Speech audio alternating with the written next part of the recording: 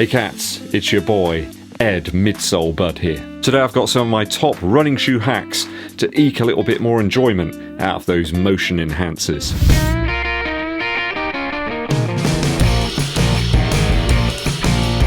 Welcome back to the channel, guys. You tuning in is always appreciated. If you're new here, please make sure you hit that subscribe button, but also click the bell below for notifications of when we roll out those new videos for you. And it really helps us out too if you give this video a thumbs up like, but also share it with your running buddies.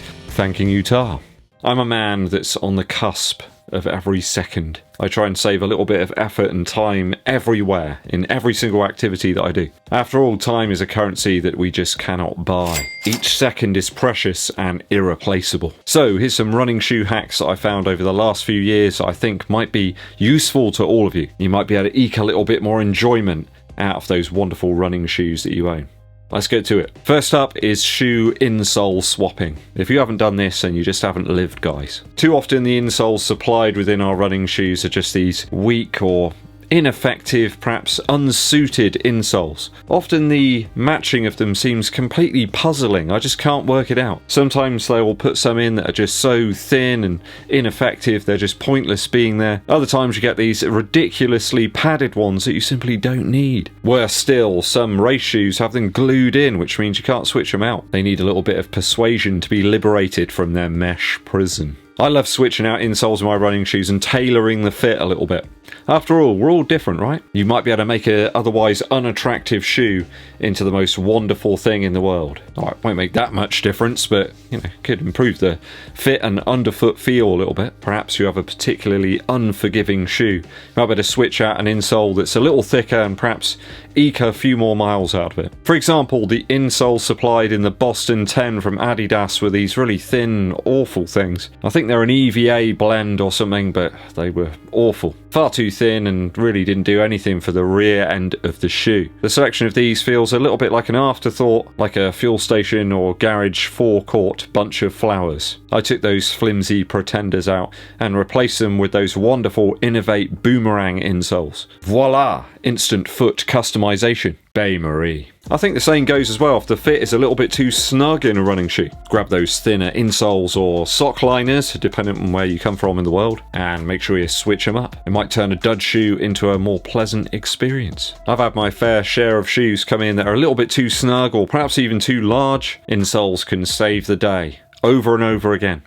And it's great fun too. Another example for you, the Rincon 3 had glued in thin insoles that were almost like paper. I stuck some thicker insoles in there and suddenly it became a more long-range Larry. Or the 1080 V11 from New Balance. I stuck some much thicker insoles atop that fresh foam midsole and suddenly they became a super max cushioned Munger. If you've been switching up the insoles, let me know in the comments below how you got on. Where do you leave your shoes? I leave them in a room with a cat that knocks them over and does unspeakable things to them. Are they left out in a cold corridor, wet and dirty outside the back door? Or are they in special plastic presentation boxes, right by your medals and all that stuff?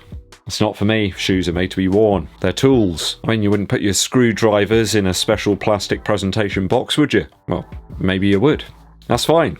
If it makes you happy. Do the things that make you happy, guys, always, as long as they're not upsetting anyone else. I prefer to leave all my shoes in just reasonable room temperature, and I'm beginning to think that this is a way of prolonging the durability of that midsole foam. Extremes of temperature really seem to fool with midsole materials. I mean, they're all different, they all react a little differently to different temperatures. I've noticed those certain midsole materials are a little bit more resilient to colder weather. Certain midsoles become vortex-like sofas when it gets hotter. Some examples: Boost seems to be pretty resilient actually and work very well in very cold temperatures. Doesn't seem to matter all that much as to the temperature. ZoomX doesn't seem to like cold weather all that much, I've got to be honest. Lightstrike Pro though, even in colder climes, seems to hit the spot. So do be thinking about where you're leaving your shoes. I wouldn't personally ever stick them near a radiator. That seems like a particularly bad idea. It'll dry them out certainly, but I'm not entirely sure you want them to be that dry. Just think about where you're leaving your defenseless pairs of motion enhancers. They're in a cold, breezy passageway, or by an energy return obliterating radiator. Remember that they have feelings to transfer to our feet via the midsole. Third, Don't leave those laces alone. I think laces are sometimes the key to the perfect fit that we're all looking for. The unicorn fit. Other times we might have a shoe that has a pesky, pernickety fit. It does seem like some shoes come with laces that are just an afterthought. The manufacturer's just chucked any old stuff in there. You can imagine the conversations, can't you? And the design team. Just chuck any old laces in there, Sid. Okay, Vince, but aren't they too long? Nah, don't worry about it. No one will care. But we do. Take the Takumi Sen 8, for example. Those laces, frankly, are trash. The Magic Speed from Asics actually had some really solid offerings in there, and the eyelets of the Metaspeed Sky were graced by these wonderful waxy affairs. Waxy. Hoka at times have given us enough laces to tie up 2 shoes in one. I know at least in the Rincon 3 they nailed it. Absolutely perfect lace length. Well done, Hoka. Those perforated things in the Next Percent 2 or the Alpha Fly, I think they're either superb for you or they just don't work. It's kind of like a ratchet action as you pull those laces through the eyelets. I think it's a bit of an acquired taste, that lace, a bit like Neil Young's voice. So don't be afraid to switch up those laces, cats. From time to time it might bring a little bit more excitement back to a shoe that's kind of dropped down in your estimations, perhaps due to the fit. You'll be surprised how much it can affect things. Last up is my horses for courses method. I think we've had so many crazy race or pace shoes over 2021. It's easy to crank up the speed too often in sessions. Sometimes we need to remember that we need to run a lot of miles during the week at a nice easy effort. That can be hard to do when you've got a really exciting new pace shoe on your feet. As such, I always bring out the big guns. You know, the hefty shoes. The ones that people say, "Oh, they're too heavy." Seriously? Boost is too heavy.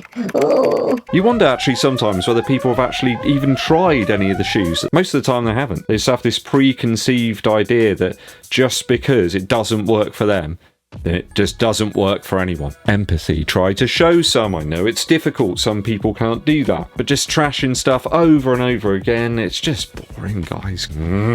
Really gets my goat. Those heavier, more plush shoes remind us to just pull the effort back a little bit. Just enjoy everything. The wind in the trees, the birds in the sky, the squirrels hiding their nuts. The Vomero 16 from Nike, for example. It's like a sofa around your foot and then a nice warm hot chocolate underfoot. The Under Armour Hover Clone 2. I mean, that was another great shoe that just reminded you to pull the pace back, drop down into a lower gear, just enjoy the experience. The Ultra Boost is always a good shoe for that. Certainly I'm looking at doing a longer run in the next couple of days in the Ultra Boost 22. So one of the most viewed videos of last year was my Ultra Boost 21 long run video where I ran a half marathon in it and people went, "Too heavy boost." Another winner for me at the moment in this sort of use case is the Boston 10, a shoe that's very controlling of my running style but in a good way. Ease back the effort, lower the heart rate, just leaving me more sprightly and nimble for the harder sessions in the coming days. It makes sense, see guys? Horses for courses. Let me know what your horses for courses shoes are down in the comments. It's where it's at. Like a running shoe Beck. Hope these have been useful. If you got some running shoe hacks, please post them up. Help some runners out. That's what this is all about, guys. Remember to hit that subscribe button and click the bell for notifications. A musical interlude for you. I'm very thankful to Miss Eddbud for getting me some fantastic vinyl over the course of Christmas. Some brilliant albums from my past that I really enjoy but never had got on vinyl. One of those albums is Costello music from the Fratellis.